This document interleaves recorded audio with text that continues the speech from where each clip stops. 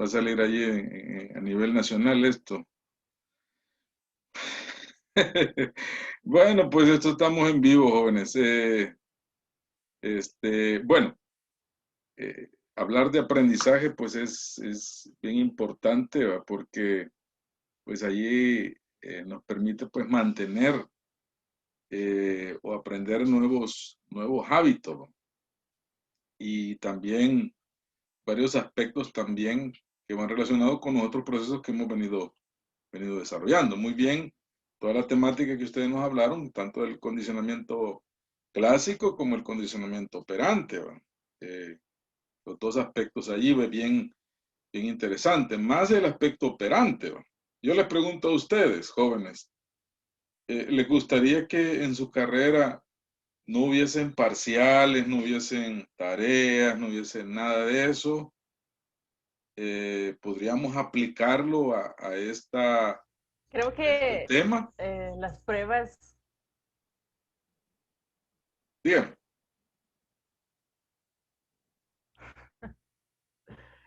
sí, sí se puede aplicar. Creo que nos ponen mucha presión, mucho estrés, ¿verdad? Pero son necesarias, porque sin ellas seguramente no nos importaría y las dejaríamos pasar por mucho tiempo sin poner en práctica nuestro conocimiento, sin tratar de comprobar si realmente hemos aprendido. Creo que son necesarias, pero sí, nos ponen mucha. nos pone mucho estrés. Vamos a ver, alguien más. ¿Qué me dicen? Todo lo que hacemos, dígame, vamos a ver, alguien. Sobre lo de las pruebas o sobre si se puede incluir en nuestros temas. Sí, ¿qué les parece si no hicieran pruebas en su carrera, como parciales, como cortos, como laboratorios, como trabajos en aulas? Eh, Pues siento, Dale, dale. no, disculpe, pero quizás siento que no aprenderíamos mucho, no estuviéramos estimulando el conocimiento que tenemos y quizás solo dijéramos, bueno, no va a haber prueba, entonces hasta aquí lo dejo. No es como que cuando tenemos algo, como un examen y ponemos en práctica lo que hemos visto, ponemos a estimular la mente, el conocimiento que tenemos, siento bien, yo. bien, Sí, excelente. sí. Sinceramente yo pienso que, o sea, en parte nos aliviaríamos, o sea, como que fuera, ay, no, no va a haber ninguna prueba, no nada, o sea, todo tranquilo. Pero por otro lado, o sea, ¿en dónde estaría esa parte en la que vemos que tanto hemos prestado atención y aprendido? Entonces, es como un 50-50. A mí sí me gustaría que en parte no hubieran así pruebas y todo eso, pero por otro lado, apoyo que hayan por lo mismo de medir el aprendizaje y cuánto necesito repasar, cuánto necesito hacer un poquito más de esfuerzo para el estudio. De Muy hecho, bien.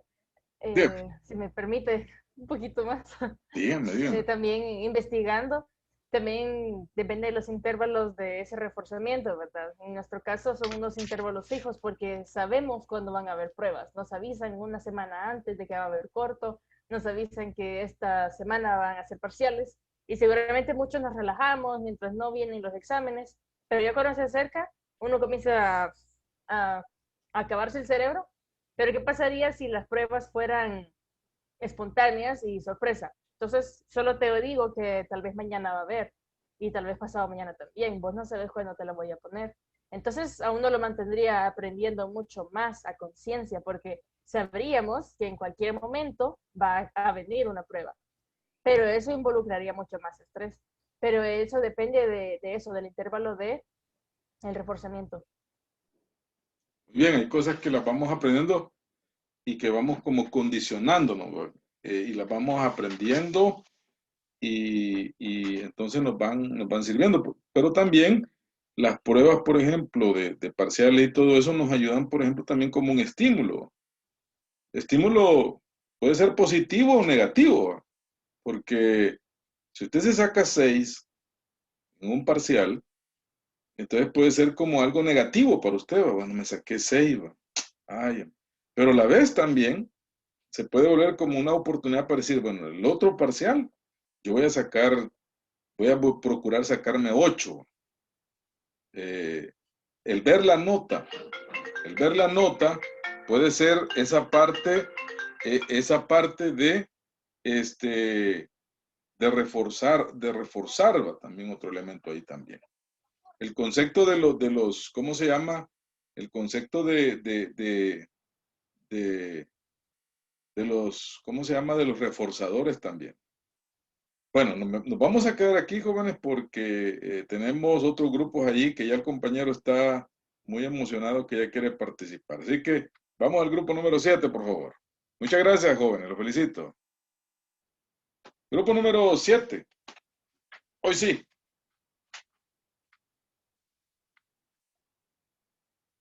Los micrófonos son suyos, jóvenes. Ok, buenas tardes. Somos el grupo número 7. Nos tocó procesos emocionales y volitivos, emociones, efectos, estados de ánimo y voluntad. Siguiente. Bueno, el grupo 7. Siguiente. Siguiente. Vale, comenzamos de qué son los procesos emocionales.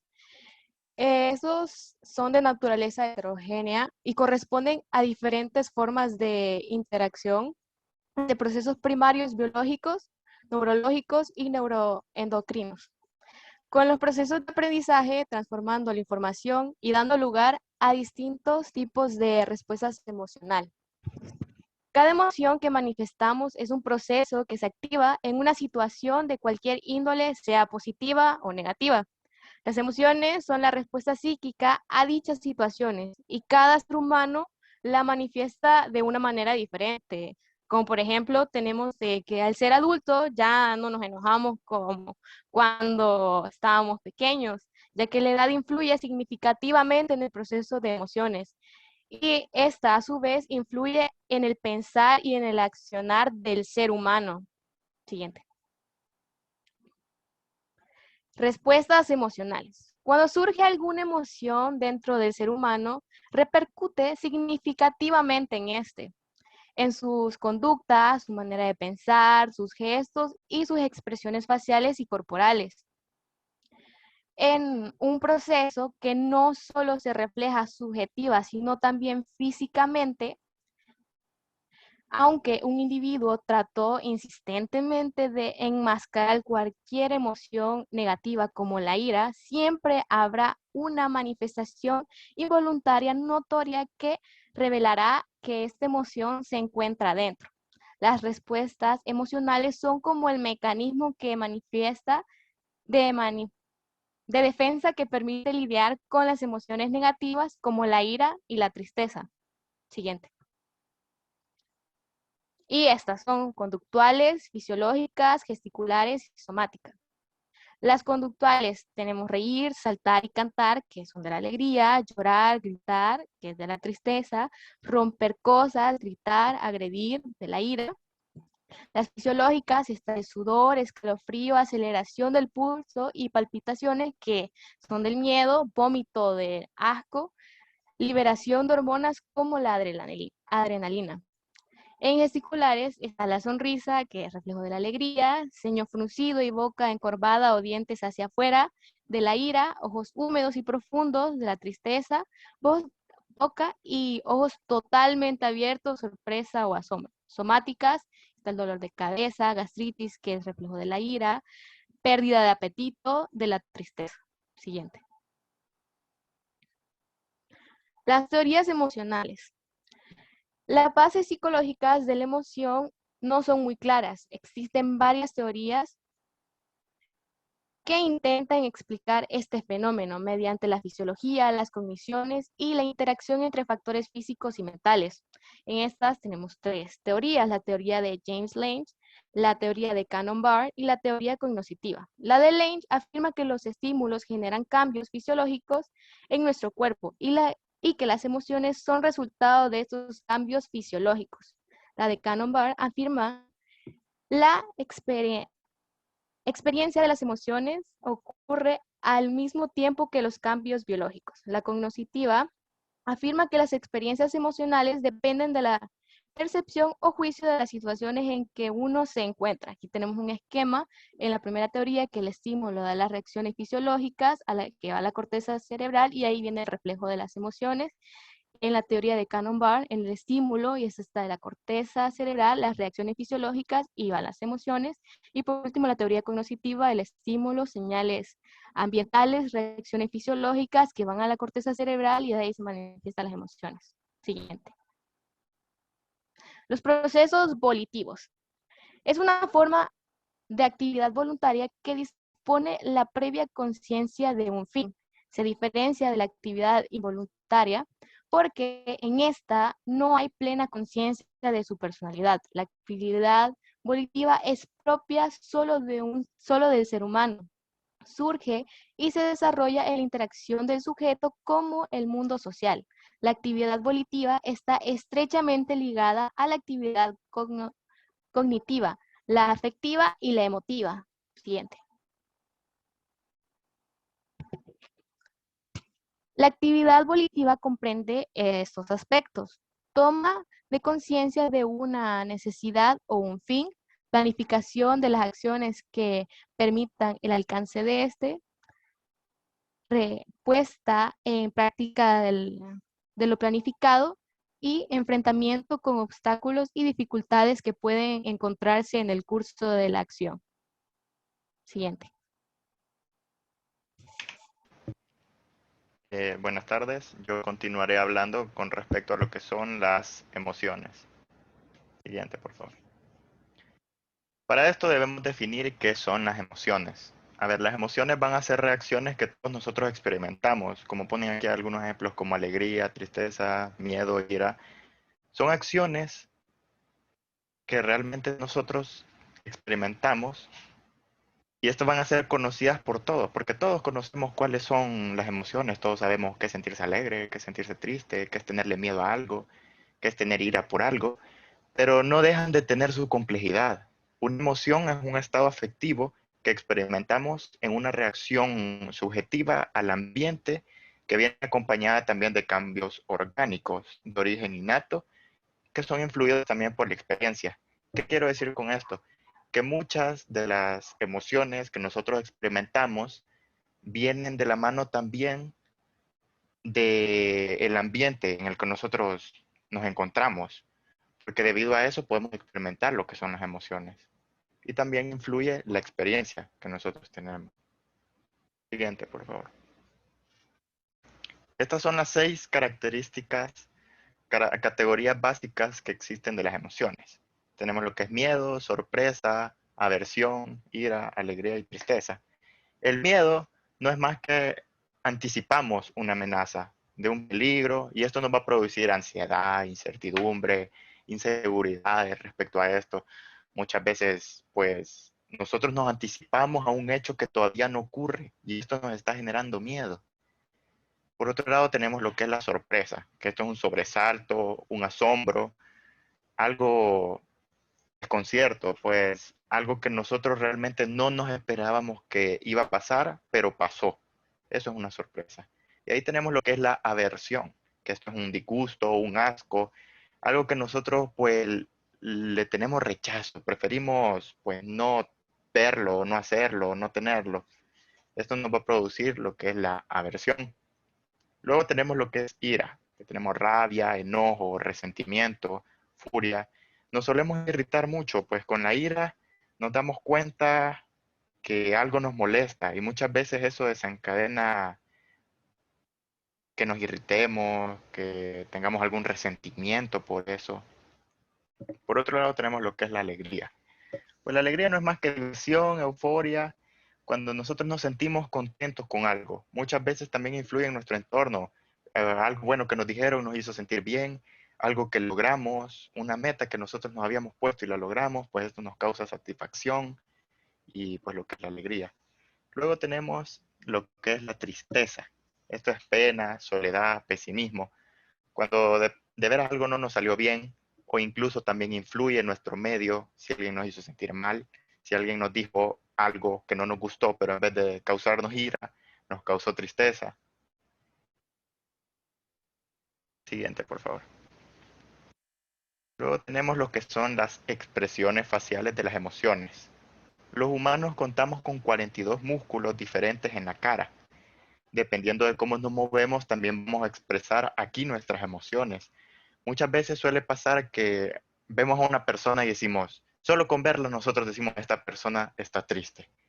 O muchas veces suele pasar incluso que alguien está enojado y de un solo nos damos cuenta y le decimos, ¿por qué estás enojado?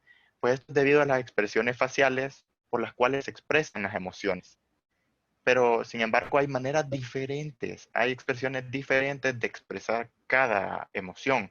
Hay sonrisas diferentes que expresan diferentes grados de alegría también. Esto nos ayuda a expresar lo que sentimos, que en muchas ocasiones es muy difícil explicar con palabras lo que realmente sentimos. Y también esta es otra manera de comunicarnos socialmente y expresarle a los demás lo que realmente sentimos.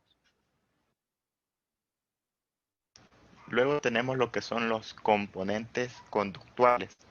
Las emociones poseen componentes conductuales particulares, que esto va a ser la manera en que se muestran externamente en cierta medida. Estos son controlables, pero se basan muchas veces en el aprendizaje familiar o de la cultura, como pueden ser las expresiones faciales, las acciones y gestos, la distancia entre personas y los componentes no lingüísticos de la expresión verbal. Son los gestos que muchas veces se aprenden por la cultura o por la familia, como se dice aquí.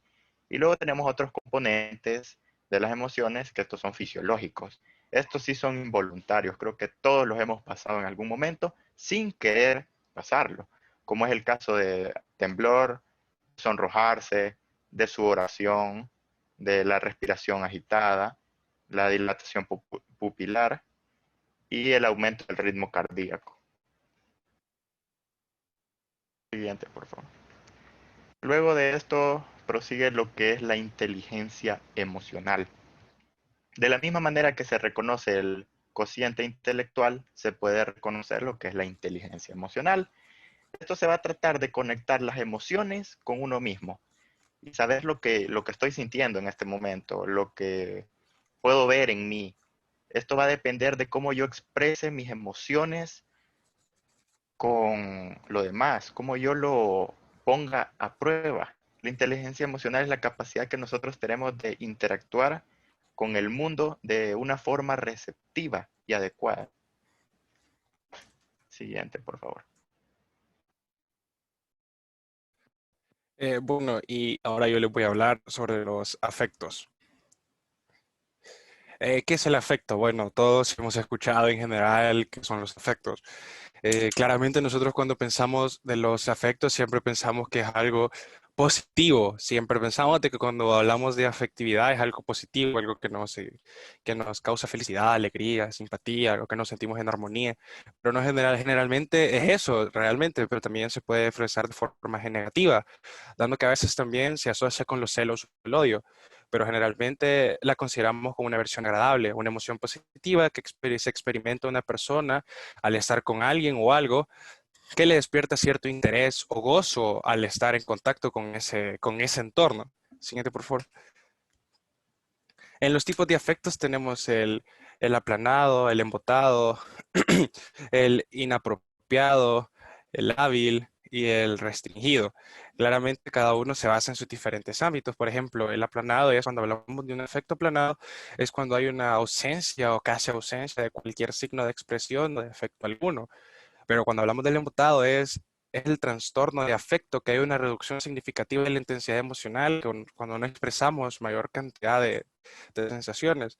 El inapropiado es, en este caso, cuando vamos a encontrar una discordancia entre la expresión afectiva y el contenido del que habla la ideación. El hábil es la variabilidad normal del afecto y los cambios rápidos y bruscos de un afecto a otro.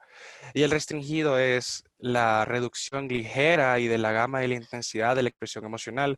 Claramente cada uno expresa diferentes tipos de afectos en cada entorno o cómo se desenvuelve en su día, porque no siempre vamos a venir programados que vamos a presentar cada uno de estos. No digo de que uno va a siempre a tener, por ejemplo, el hábil, sino que cada uno tiene concorde el día y a veces podemos presentar dos o tres y eso dependerá de la personalidad o de las características características de las emociones de las personas hacia lo que se está desenvolviendo. Por ejemplo, cuando uno está en matemáticas le tiene afecto a esa materia, pero hay otras materias que tal vez no. Entonces, eso dependerá bastante en el entorno en el que uno se esté desenvolviendo. El siguiente, por favor.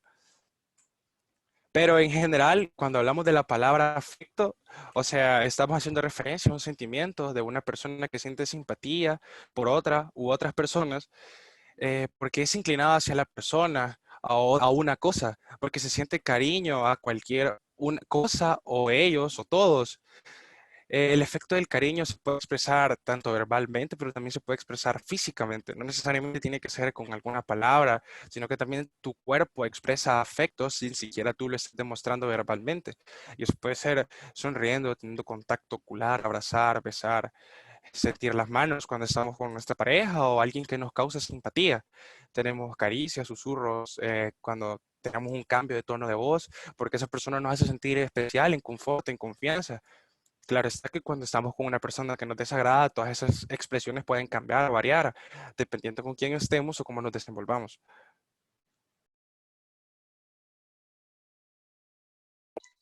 Yo les voy a hablar sobre los estados de ánimo. Pásala. Primero que nada debemos saber qué son los estados de ánimo. Un estado de ánimo es una emoción prescindente acerca de nuestra percepción del mundo en el que vivimos. Por lo tanto, no cambia de forma frecuente, sino que fluctuaciones varían en periodos largos. Eso quiere decir, nuestros estados de ánimo son dependientes de lo que pasa alrededor de nosotros. Como por ejemplo, si nosotros estamos en un ambiente donde nuestra familia, nuestros amigos pasan peleando, discutiendo y así, puede ser que nuestros estados de ánimo sean de que somos unas personas que nos enojamos muy rápido, que nos irritamos muy rápido, o etcétera. También se puede decir que son el humor o tono sentimental agradable o desagradable que acompaña una idea o situación y se mantiene por algún tiempo. Eso quiere decir que los estados de ánimo también dependen bastante si algo nos agrada, si algo nos hace feliz, si algo nos hace tristes o no. También podemos decir de que no todas las personas tienen el mismo estado de ánimo, ya que como dije anteriormente, depende de cómo nosotros estamos como en el medio que nos rodeamos y también de la estabilidad anímica que tiene una persona, o puede ser una persona feliz o puede ser una persona depresiva o irritante, etcétera. También tenemos que tener en cuenta que hay mucha diferencia entre las emociones y los estados de ánimo. Como por ejemplo, yo sé que muchos de nosotros decimos, ay, las emociones es lo mismo que los estados de ánimo, se escucha lo mismo, pero claro que tiene una diferencia, ya que los estados de ánimo es por mucho más tiempo, como por ejemplo la sorpresa. Obviamente nosotros nos sentimos como, por ejemplo, cuando nos celebran una fiesta sorpresa.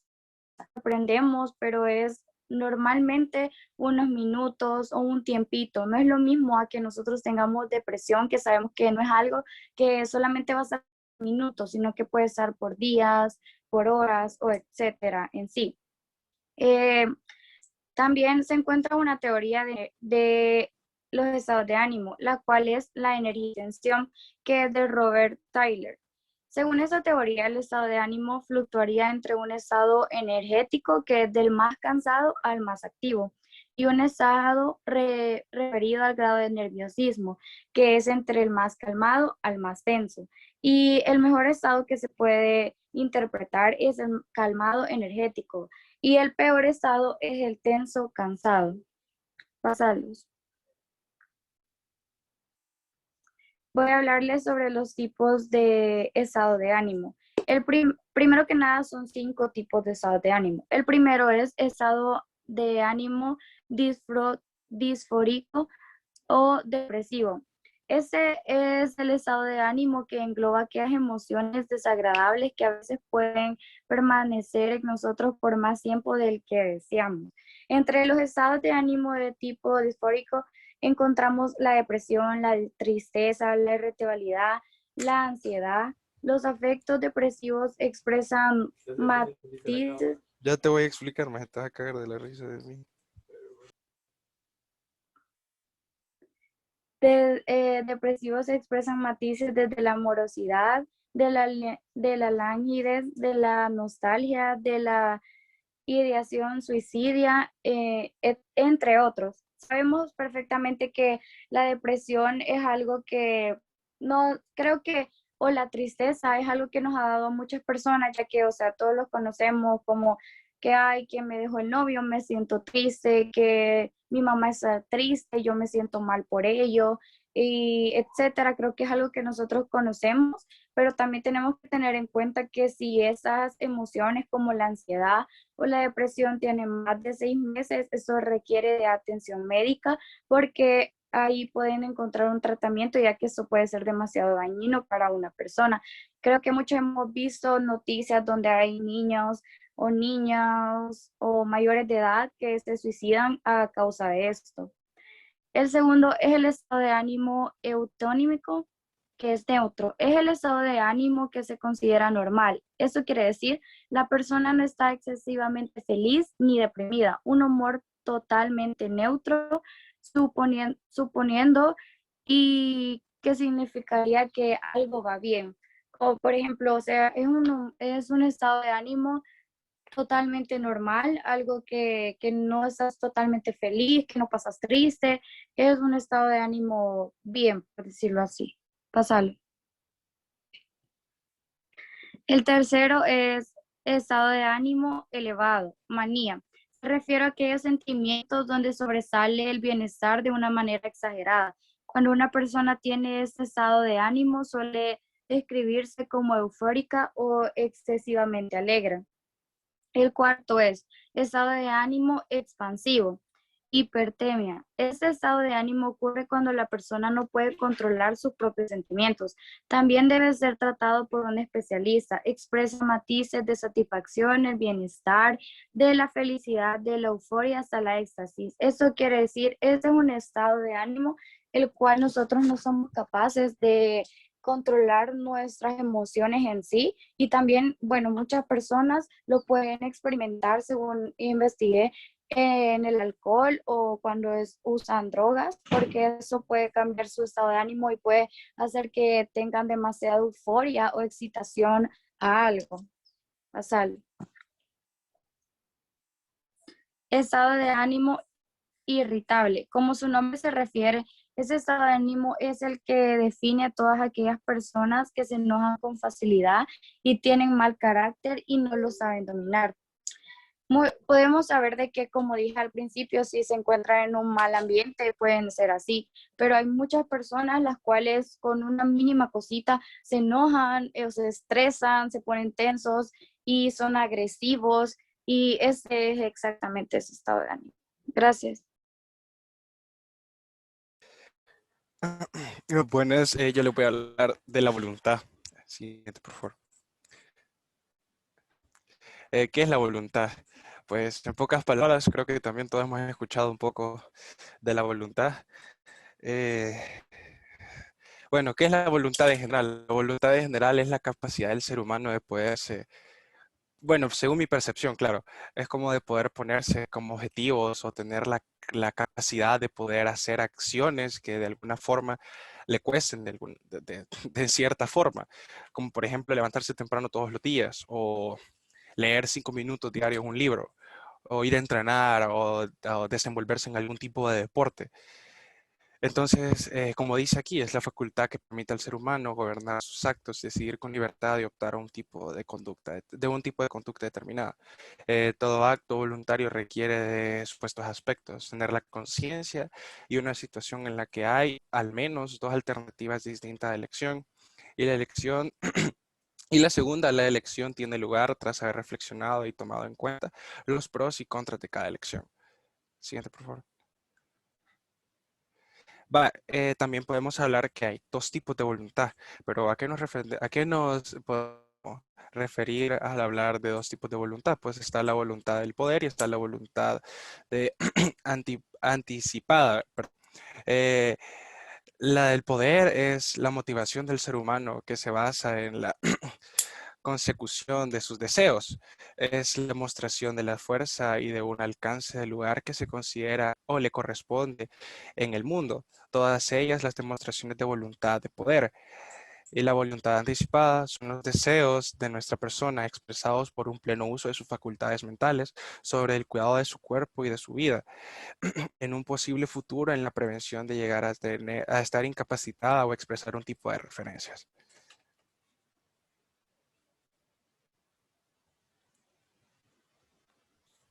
Bueno, y continuando con lo mismo, yo les voy a hablar acerca de las fases que tiene la voluntad. Tiene 4 fases. La primera de ellas es tener un objetivo para conseguir lo que se proponen. En el primer momento, sin pararnos a pensar más en profundidad, vemos esa meta. O sea, es ponernos una meta. Y la segunda fase es la deliberación. En este segundo paso analizamos las ventajas y los inconvenientes, si nos va a convenir o no. Es entonces cuando realmente descubrimos si esto va a valer la pena que lo hagamos.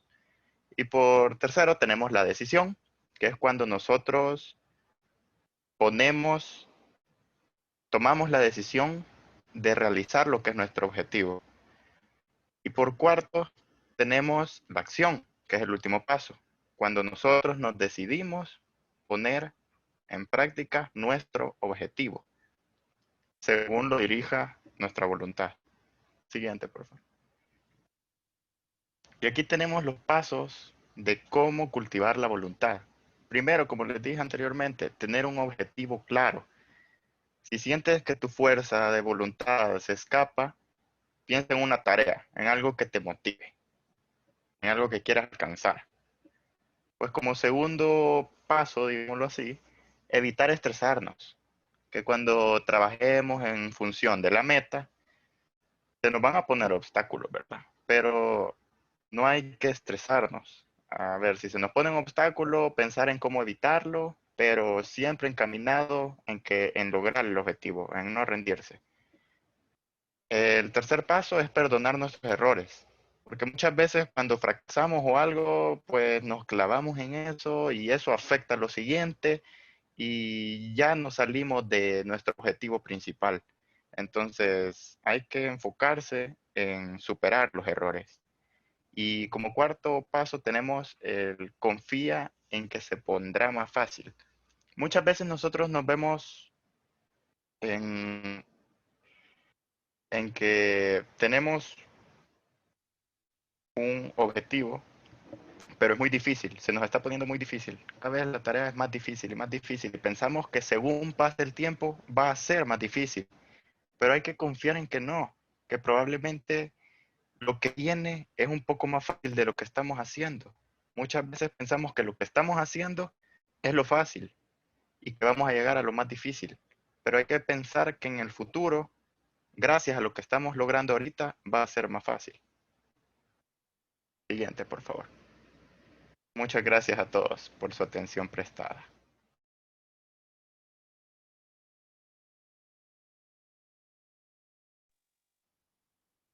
Bueno, muy bien, jóvenes. Vamos a, por cuestiones de tiempo, vamos a pedirle al otro grupo, al último grupo de esta tarde, que nos exponga.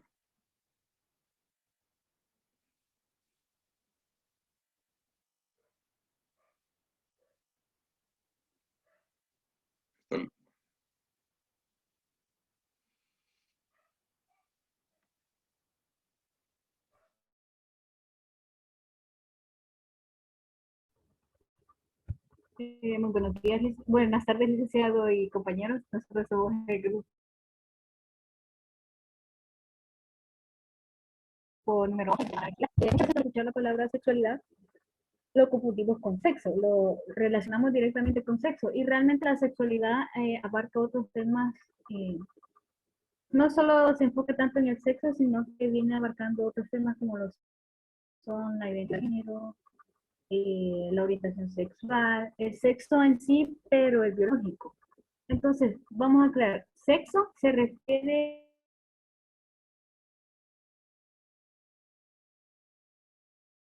cuando estamos ya en coloquial, se refiere a la intimidad que tenemos con otra persona.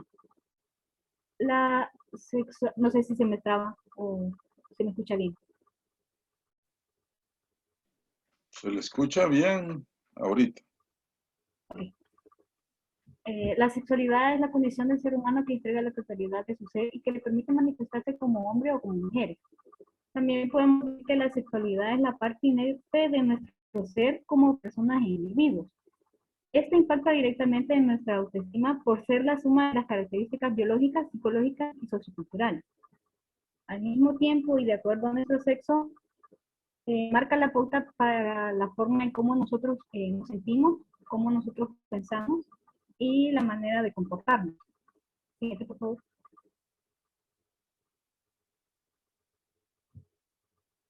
Para aclarar otros conceptos, porque aquí también tenemos a confundirnos con lo que viene siendo la expresión de género, la identidad de género, la orientación sexual y el sexo. Siguiente, por favor. Cuando hablamos de identidad de género, es la manera en cómo nos sentimos con respecto a nosotros mismos. También podemos decir que es como que tenemos aquí encontramos lo que viene siendo lo masculino y lo femenino. Esto no va ligado al sexo biológico. Luego tenemos la orientación sexual, que es hacia quienes nos sentimos atraídos. Aquí encontramos las distintas orientaciones como la heterosexualidad, la homosexualidad y la bisexualidad. Los heterosexuales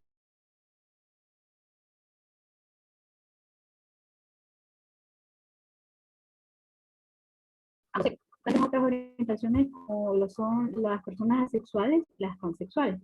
Cuando hablamos de personas asexuales son aquellas que no sienten atracción hacia ningún género. Y cuando nos referimos a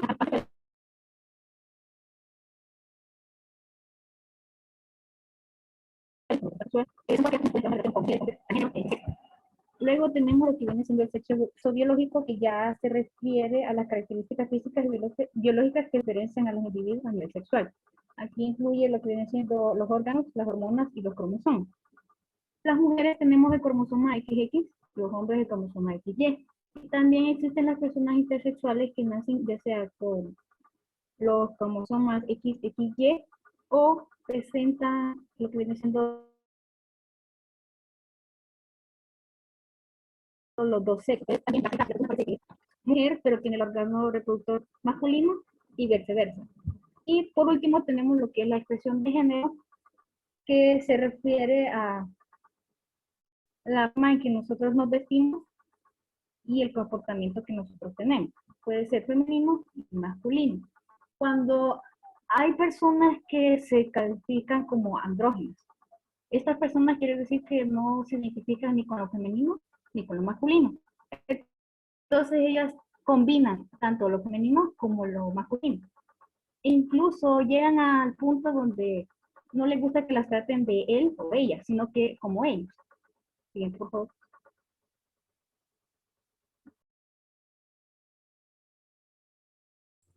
Buenas tardes.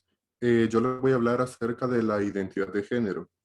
La identidad de género es la conducta que adoptan o desarrollan las personas según el género con el que éstas se identifiquen o según las pautas culturales. La identidad de género se relaciona con los términos masculino y femenino, y estas no son identidades naturales, sino que se han desarrollado culturalmente. Estos términos no necesariamente responden a la relación que se tiene de que un hombre debe ser masculino y de que una mujer debe ser femenina, sino que es perfectamente posible de que varíe.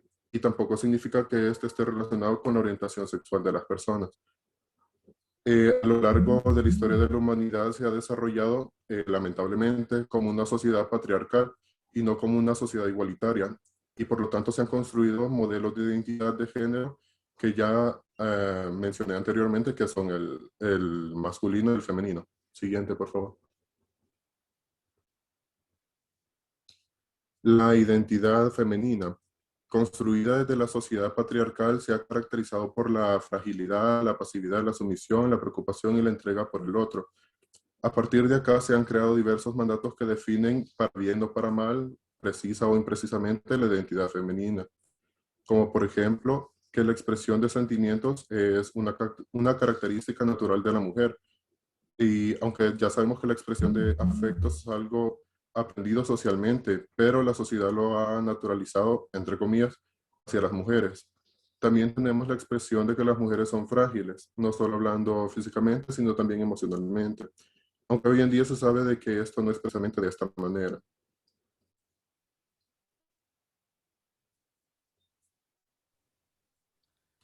Buenas tardes a todos. Dando continuidad a lo que estaba hablando mi compañero. La vida de la mujer debe desarrollarse en el espacio privado, no en el espacio público. Según este mandato, la mujer debe de permanecer en el hogar. Salir de acá sería como traspasar a los espacios públicos, que son catalogados como masculinos. La mujer es la encargada del cuidado afectivo y de la educación de los hijos. Dado que a las mujeres se les ha como asignado los afectos como característica natural y el hogar como su espacio. Siguiente, por favor. Identidad masculina. Desde la sociedad patriarcal, la identidad masculina se caracteriza por la fortaleza, la actividad y el ejercicio de poder sobre el otro. Partiendo de estos, se han creado mandatos para la masculinidad como el hombre debe ser fuerte. Desde esta concepción de masculinidad, se rechaza y esconde cualquier elemento que se denote como fragilidad o debilidad, pues estas son supuestas características de la feminidad. Los hombres nunca lloran. Esta expresión ha sido un campo vedado para la masculinidad, por considerarse naturalmente como femenino. Esto ha conllevado a que los conflictos y emociones se actúen o se sistematicen y no se hablen. El hombre actúa y no habla. La identidad masculina desde el patriarcado propone a un hombre que les rehuye las palabras. Las mujeres hablan, los hombres hacen. Esta característica tiene sus aspectos positivos, pues impulsa al hombre a resolver situaciones conflictivas, pero por otro lado, incentiva la impulsividad y corta la posibilidad de hablar y consultar antes de actuar.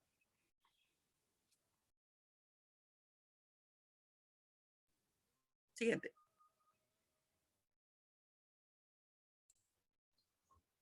¿Qué son las relaciones sexuales? En principio, cuando se habla de relaciones sexuales, se hace referencia a que estas son prácticas sexuales de carácter coital, en donde se busca la reproducción de las especies, pero esta más bien hace referencia a cómo las personas nos relacionamos y creamos vínculos afectivos. La diferencia que tenemos nosotros los humanos con las demás especies es que buscamos recibir y dar placer, que también es un acto consensuado entre las partes de la relación si nos referimos específicamente al acto coital. Y como dije anteriormente, también creamos lazos afectivos con los demás miembros de la relación. Siguiente. La salud mental. No debemos hacer salud mental solamente a patologías sexuales. Más bien, este término hace referencia a la estabilidad mental, social y emocional que poseen las personas con respecto al hecho de relacionarse sexualmente. Una persona sexualmente saludable es aquella que respeta la vida sexual de los demás, que no tiene prejuicios respecto a la sexualidad de otros, que tiene actitudes para disfrutar y hacer disfrutar la actividad sexual y reproductiva, adecuándose a valores humanos. Y en términos generales, esta persona hace que se respeten sus derechos sexuales, así como también esta respeta los derechos sexuales de las demás personas. Siguiente, por favor. La sexualidad en la adolescencia. La sexualidad en la adolescencia es aquella en la que el joven se desarrolla física y mentalmente, adquiriendo los caracteres sexuales secundarios, que son los que no tienen que ver con el órgano reproductor, como la nuez en los hombres o el ensanchamiento de las caderas en las mujeres. La sexualidad no solo tiene que ver con el acto de reproducirse, sino que representa la generación de deseos, sentimientos, fantasías y emociones. Siguiente, por favor. Educación sexual, importancia.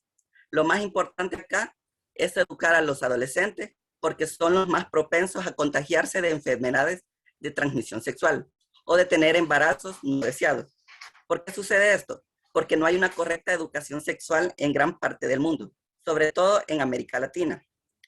Actualmente, el promedio de niñas y adolescentes embarazadas está aumentando y las enfermedades proliferan por todo el mundo. Es importante que los adolescentes hoy en día mencionarles sobre las tantas maneras y métodos anticonceptivos que existen actualmente y cómo se deben usar para evitar enfermedades. Y también para detener la natalidad a edades muy tempranas. Siguiente, por favor.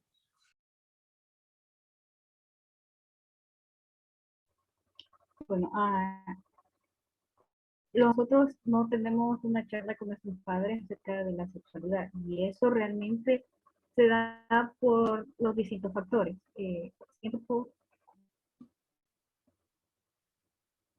Muchas veces nos culpan a nosotros como jóvenes por no ser responsables a la hora de iniciar con nuestra vida sexual, pero nunca vemos o analizamos el por qué sucede esto. Y realmente es por lo siguiente, porque creen los padres que no es la edad correcta para hablamos de sexualidad.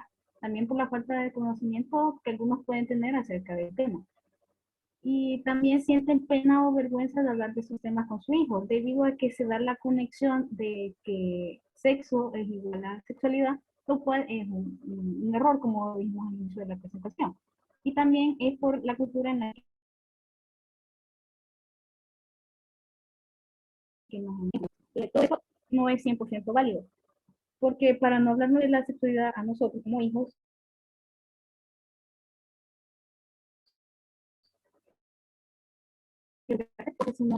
recurrimos nosotros los adolescentes a consejos de nuestros amigos que tienen la misma edad que nosotros y algunos ya han iniciado su vida sexual, o también algunos jóvenes recurren a lo que viene siendo la pornografía.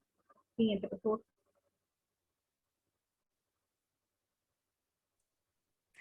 Muy bien, etapas de la sexualidad. Hasta este punto hay que tener claro que la sexualidad está presente en la persona desde que nace hasta que muere. Y al igual que el desarrollo físico-mental, la sexualidad se forma de manera gradual y necesita pasar por una serie de etapas antes de complementarse.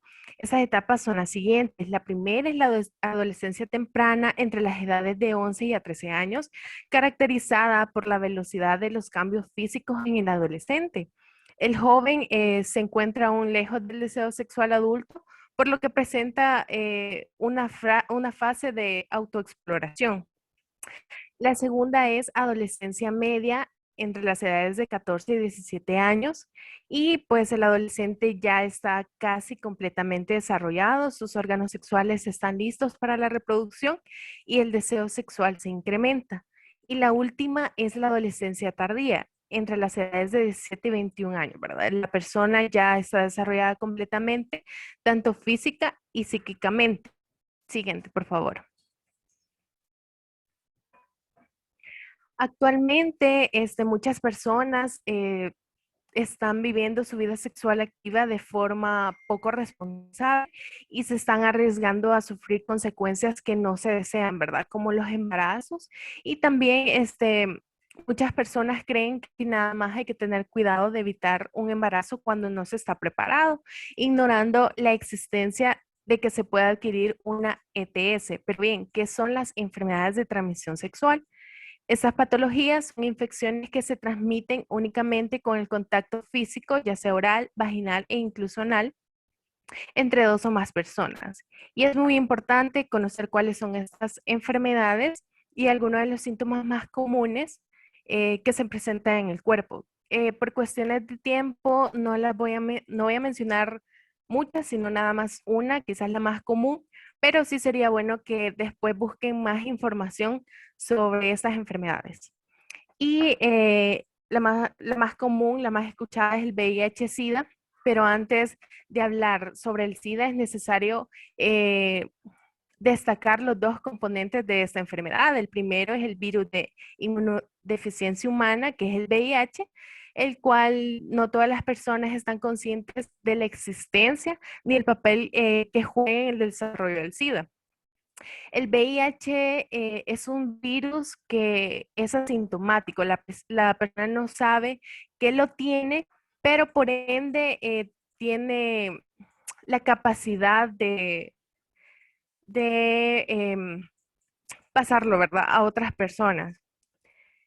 Ya cuando se presenta el SIDA, después de 5 o 10 años, la persona ya comienza a presentar síntomas, ¿verdad? Porque cuando la persona ya tiene SIDA, su sistema inmunológico lo destruye completamente. Y entre los síntomas son la pérdida de peso, pérdida del apetito, fiebre, fatigas, diarreas, dolor en las articulaciones y sudores nocturnos.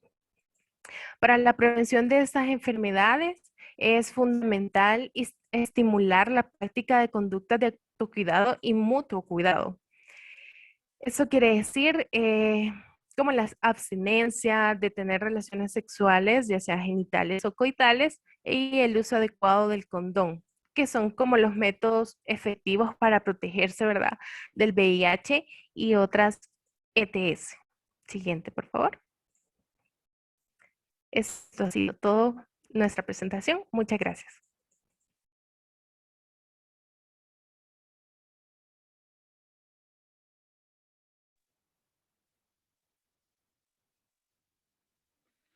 Bueno, tanto el tema de las emociones, jóvenes, como lo hablaron anteriormente, el tercer grupo, pues las emociones están allí en el ser humano. Muchas veces nosotros las catalogamos como buenas o malas. En muchos casos también no nos gusta, por ejemplo, estar triste. No nos gusta, por ejemplo, el miedo.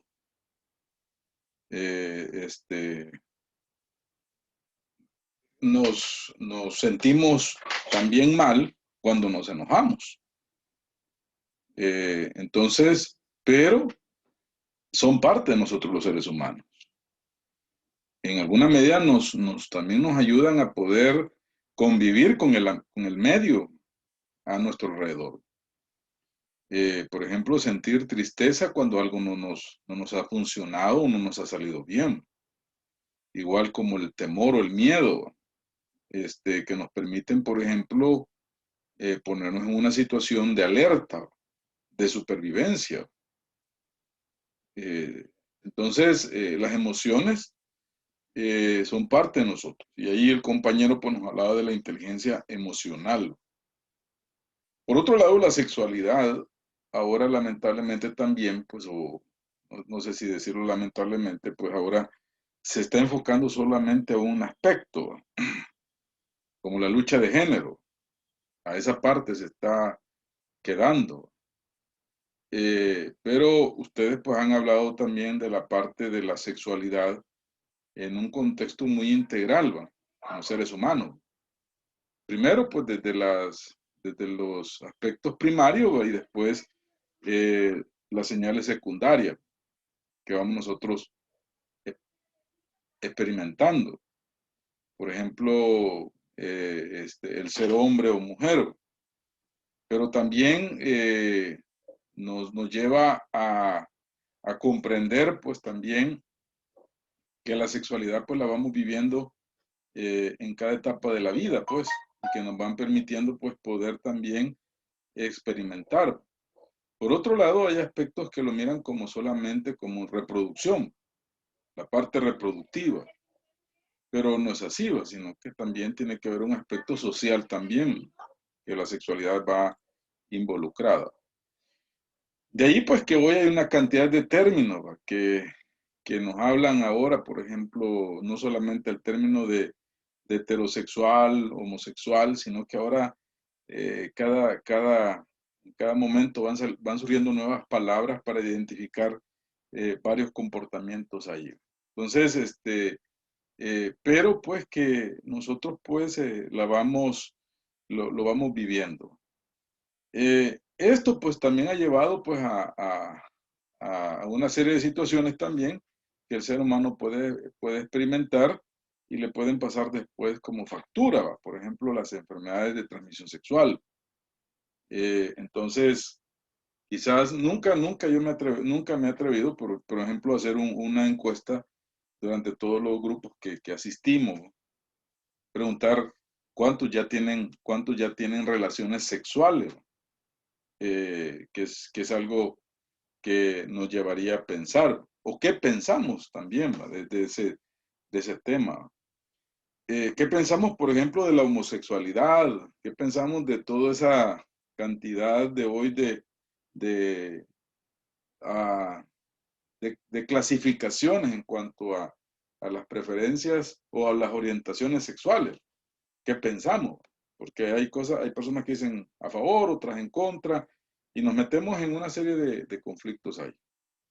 Pero los compañeros pues nos han desarrollado bien los temas, empezando con el primero hasta este último.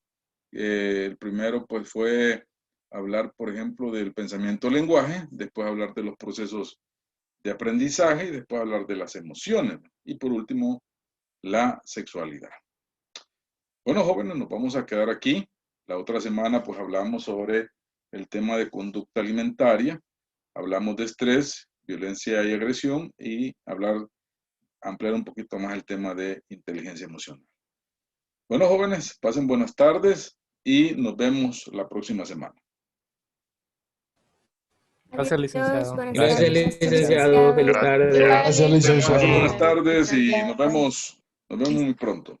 Solo una pregunta. No vamos a tener corto hoy, no vamos a tener corto hoy.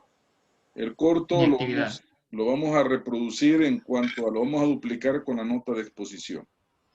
Tengo una pregunta. Diga. El documento lo va a presentar sobre el líder, lo va a subir a la plataforma. Sí, uno de los ahí les he puesto, creo que les he aplicado para 3 archivos. Vaya. Sí, Está bien, para gracias. 3 archivos. Háganlo, Entonces, ¿solo uno del grupo lo sube o todos? Uno del grupo, por favor, uno del grupo. Bueno. Bueno, pasen buenas tardes. Licenciado, entonces para hoy no hay actividades. No vamos a tener actividades porque ya son las 3 y aparte también pues han estado trabajando, preparando este material. No vamos a tener cortos, jóvenes, sino que vamos a duplicar esta nota para lo del corto. Excepto aquellos compañeros que no han hecho la exposición. Allí sí van a tener problemas ellos porque no han expuesto. Así que pueden mandarme un correo a estos compañeros para ver qué se puede hacer en ese sentido. Siempre la apertura, ante todo. Cuídense, buenas tardes. Muchas gracias. Muchas gracias, licenciado. Una última pregunta. Dígame. En el espacio que usted habilitó, ¿solo se va a subir el documento o también quiere que le subamos la presentación? La presentación también. Ok, bueno, gracias. La presentación. Muchas gracias, un gusto. Adiós.